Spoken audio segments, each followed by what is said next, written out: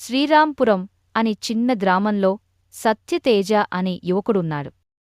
పుట్టుకతోనే అతనిలో ఉన్న గుణం నిజాయితీ. చిన్నప్పటినుండి అతను ఎవరినీ మోసం చేయడం, అసత్యం చెప్పడం లాంటివి సహించేవాడు. అందుకే గ్రామంలో అందరూ అతన్ని గౌరవంగా చూశారు. ఒకరోజు గ్రామంలోని పెద్దమనిషి రామయ్య గారు తన ఇంట్లో ఉన్న డబ్బు పోయిందని అందరికీ చెప్పారు.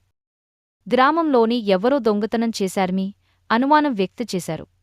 ఈ వార్త విన్న సత్య తేజ ఊరంతా తిరిగి ప్రతి ఒక్కరికీ ప్రశ్నలు వేసి నిజమైన దొంగను కనుక్కోవాలని నిర్ణయించుకున్నాడు.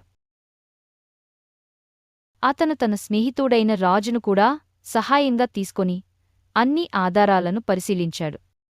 చివరికి అతనికి తెలిసింది, ఆ రామయ్య గారి ఇంట్లో పనిచేసే చిన్నపాటి పనివాడు బలవంతంగా చేసిన తప్పు అది. అతను దొంగతనం చేయాలనుకోవడం లేదని, కుటుంబ పోషణ కోసం చేసిందని తెలిసింది. సత్యతేజ ఆ వ్యక్తిని పోలీసులకు అప్పగించకుండా రామయ్యగారిని ఒప్పించి అతనికి ఒక మంచి ఉపాధి కల్పించేలా చేశాడు.